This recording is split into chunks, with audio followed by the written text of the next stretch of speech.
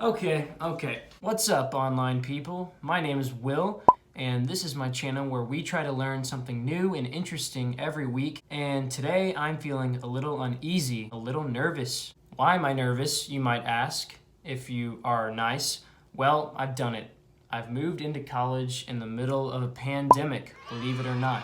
My family dropped me off a few days ago, so I am here now. I don't know what to expect. Will we be home in 1 week? Not sure. Am I gonna get the virus? Hope not. Gonna make any new friends? Not if anyone I meet sees any of these videos. It's all enough to make anyone feel insecure and unconfident. So this week I decided that we need to learn about maintaining our confidence when the going gets tough. We gotta learn how to be the most confident people in the room. Now you might ask, what room?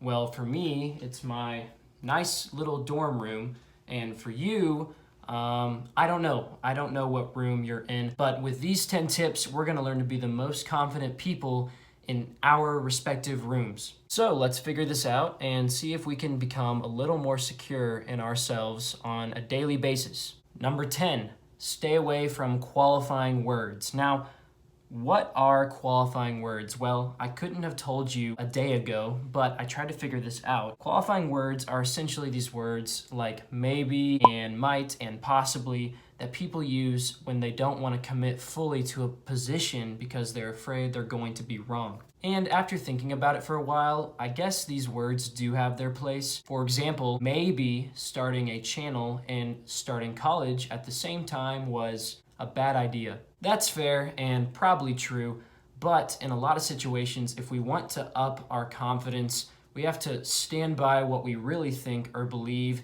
even if it turns out to be wrong. And when we're wrong, we can accept the comforting idea that we don't have all the answers. Because honestly, the more you learn, you realize how little you really know. So here's to knowing less, I guess. I don't know, maybe you'll feel more confident. Actually, you will feel more confident, no maybe. Number 9, ask for help. Okay, so this one should be pretty easy because if you're watching this video, you're technically already asking for help. Not saying that this is the best place to ask, definitely not saying that, but you're still asking. We tend to view asking for help as a sign of weakness, a clear demonstration of our lack of ability or knowledge. But people who are secure and confident in themselves view asking for help from an entirely different perspective. Confident people are aware of their weaknesses and they know when it's necessary to call on somebody else to fill in the gaps. They get the help they need and they learn from somebody else's expertise.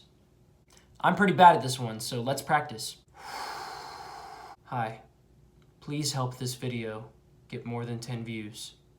Number 8, less comparison to others. Yes, everybody is always doing this, myself included. It's almost like a force of habit to compare yourself to somebody who seems to have their life put together. Somebody who's stronger, smarter, better looking than you. I don't know, could be anything. Height? I swear, everybody in this dorm is so much taller than me. I think a fun truth that you can use to counteract these comparisons is the idea that your worth and your value as a person is exactly equal to everyone else's. And when you accept that idea and you recognize that you have the same right as them to pursue the things that you want in life, then I think the comparisons start to feel like a waste of time. This mindset can really help you boost your confidence. Who cares that I'm the shortest person in this dorm, right?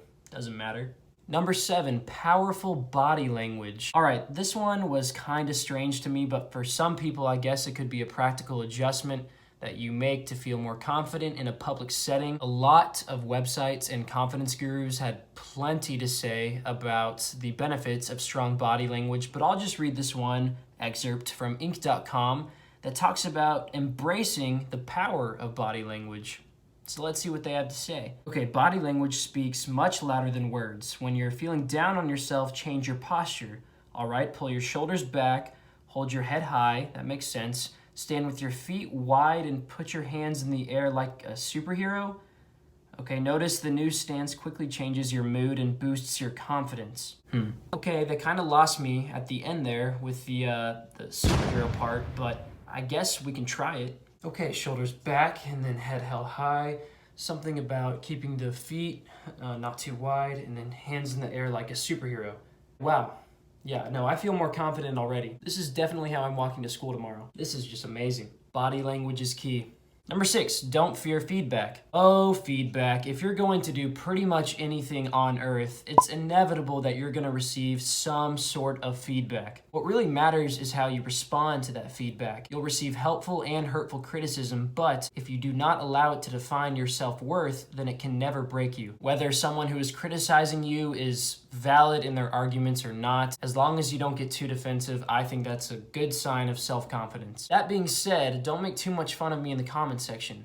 Who am I kidding? You're not going to comment at all. Number 5, be others focused. Now, this isn't meant to contradict less comparison to others. Instead, being others focused really means celebrating the accomplishments of other people before your own. Confident people don't really rely on receiving accolades or validation for their work. They're aware of what they've done. They'd rather spend their energy acknowledging other people's hard work. And when you do this, people will respect your ability to disregard excess praise and will really see your inner confidence firsthand. So let me give a quick congratulations to all of you. I'm just so proud of you for watching over half the video. Thank you. Number 4, take pride in the small victories. Not every victory has to be this huge milestone. With every little victory that you achieve, you increase your overall confidence. Easy example, my tiny, insignificant little channel now has 16 subscribers. And yeah, I might be the first person to ever celebrate such a small number, but we've only been here for about a week. I've gotten to learn some new things, and we've had a good time, so small victory. And apparently, these minor achievements build up androgen receptors in our brain that push us towards taking on bigger challenges in the future. So there's your science lesson for the day. Appreciate the small victories in your life, and the bigger, more important ones will arrive when they need to. Number 3, learn from your mistakes. Nah, let's skip this one. Alright, I'm a stubborn guy, and I usually don't like to be wrong about anything. Thankfully, I'm almost always wrong about everything. So I just get to learn this lesson all the time. Truth is, people with the strongest sense of confidence don't mind being wrong at all. In fact, they recognize how much more they can learn from their mistakes than they can from their successes. They are self-assured enough to know that they aren't defined by their wrongness or their mistakes or their failures, and in this way, their underlying confidence becomes evident. Hopefully this video idea wasn't a mistake. Number 2, focus on your strengths. People like to give their weaknesses way too much attention, and they never give their strengths the time of day. There's nothing wrong with overcoming your weaknesses, but there's also value in recognizing your strengths and extending them to their full potential. Like, sure, I'm not really funny on here, I can't monetize anything, I can't edit very well, my videos aren't that long, but I have a nice light, so I will focus on that strength. Well, actually, the light would be doing all the work, so it's not even my strength, but it's a strength, so. Anyways, play to your strengths and you will feel more confident. And finally, number 1, listen more than you speak. I think this one is pretty self-explanatory. Excessive talking can be seen as a sign of insecurity, the need to fill an empty space with words. Those with confidence know what they know,